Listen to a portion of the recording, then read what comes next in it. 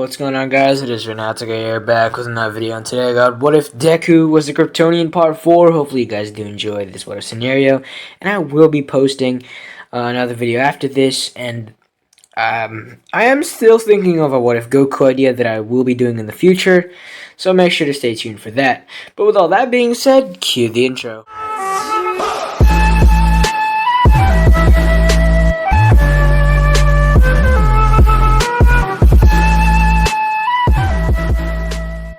We continue the story where we left off.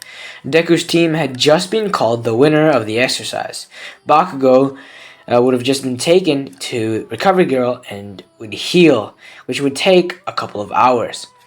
On the other hand, Deku would have been scolded a bit, seeing as he dealt so much damage to Bakugo, and it looked like he wasn't even trying.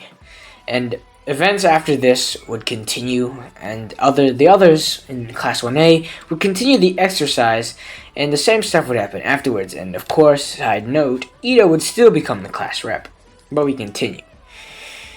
After all this happens as well, Deku would still try to talk to Bakugo, but in his anger and jealousy, since he was blinded by those things, it wouldn't allow him to listen or accept any criticism or anything like that, so he'd just ignore him. However, a few days later, Aizawa would still give him the same talk, and would still tell them that they're heading to the USJ. And people would get excited, thinking that they're going to the Universal Studio of Japan. But they were mistaken.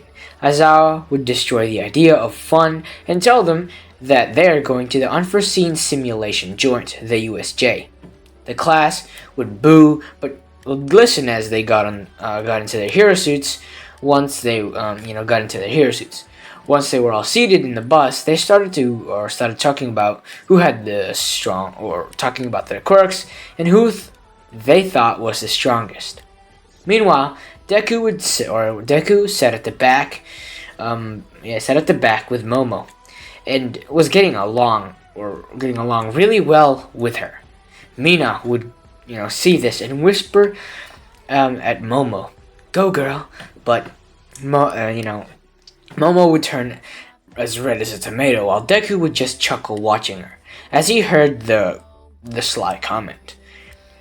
They'd finally arrive at the USJ, and immediately Deku would feel off, but would ultimately decide to shrug it off. The whole class would enter, and the Pro Hero 13 would be there to greet them. Side note, like in canon, All Might wouldn't be here, seeing as he did a lot of hero work earlier in the day and used up a lot of his time. But we continue. 13 would greet them and give them her hero speech about quirks being dangerous. After that, though, Kirishima would point out the fake villains. Aizawa would go wide-eyed, telling them that these aren't fake villains. The class would go into a frenzy or a panic, and Aizawa would shout at 13, "13, I'll handle the villains. You take care of the kids."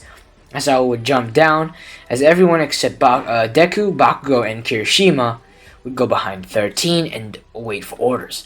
Aizawa would rush in, or rush at the fodder villains, and take them out with minimal difficulty.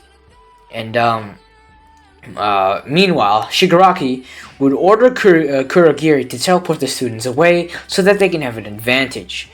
Kurogiri would try to do this and try to rush at the students. Knowing that 13 is or has little to none battle experience. However, before Kurogiri could do that, Bakugo and Kirishima would try to attack, which would technically be a decoy, as the villain would, as they would phase right through the villain. But Deku, on the other hand, would use this opportunity that Bakugo and Kirishima would have given him to land an attack on the villain. He would luckily hit the villain's weak spot that he noticed after Bakugo and Kirishima tried to attack, the metal neck brace. He would throw a punch at it, which would send Kurogiri flying back. knocking him unconscious. This would mean that the villains don't have a means to escape, and the Nomu wasn't brought out. And the students would help fend off some of the villains till backup arrived by the orders of Aizawa, which eventually does mean that all of the villains would get taken out, and All for One would lose his successor, which would put a stump in his plans. After this event, Izuku would start to gain fame and recognition due to the fact that he took out a key player in the USJ attack, and also helped Aizawa in dealing with him. Bakugo, however, wouldn't like this and is just growing. His jealousy is growing. His hatred and anger for Izuku would continue to grow along with it. Yue would be put off for 3 days since no one was hurt that badly, and the press and the media weren't hounding Yue too much about the incident, seeing as no one was badly injured.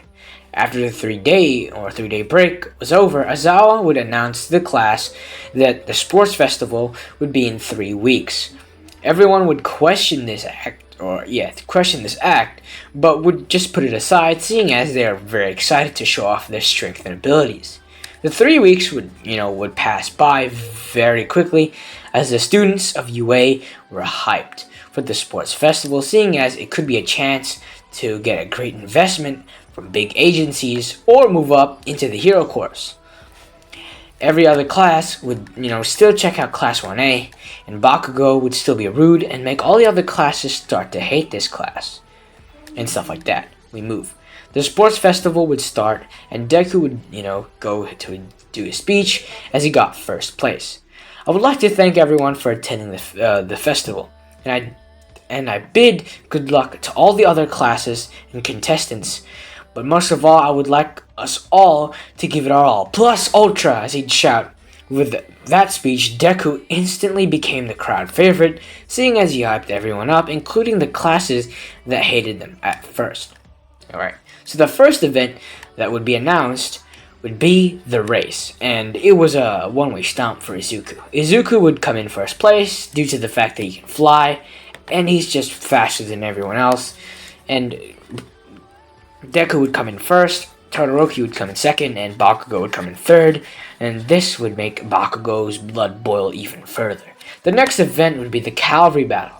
This would go relatively easy, since he can just lift up his whole team and fly up high. And I forgot to mention the teams, but the team for Deku would be Deku, Momo, Uraraka, Mei Hatsume, and Fumikage Tokoyami. That is a team.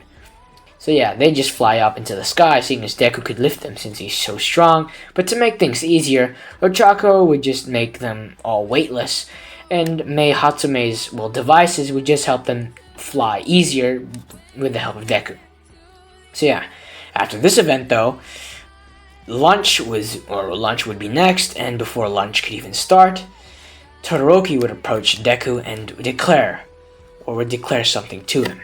I'll win, Midoriya, and I'll prove that I'm the strongest. Bakugo would intervene, exclaiming, I'm gonna come out on top. Got it, Icy Hot? You too, Deku. The 3 of them would glare at each other and walk off, signifying that they accepted each other's challenge. Lunch would end quickly, and Deku would be up against Shinso. Little did Shinso know that his quirk is literally useless against Deku, seeing as he is immune to mind control. So Ojiro's warning was kind of useless as well. The 2 students would enter the arena, and everyone would cheer for Izuku.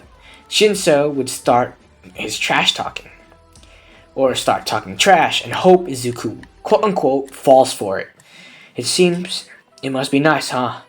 To be born with an incredible quirk, and to be looked upon with favor by the others, Shinso would say with sadness and anger in his eyes. Deku would look at Shinso and see the pain he's in. Not knowing how, the pain he's been through, but just seeing it in his eyes. He wouldn't, know how it felt to be like this.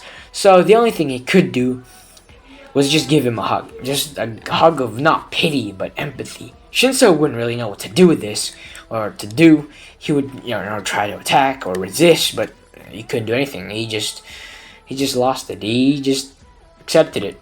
And he'd still ultimately lose, but like he jumped out of the arena on his own. But like Deku showed him kindness that he wasn't shown before, so Shinso just didn't know how to take this.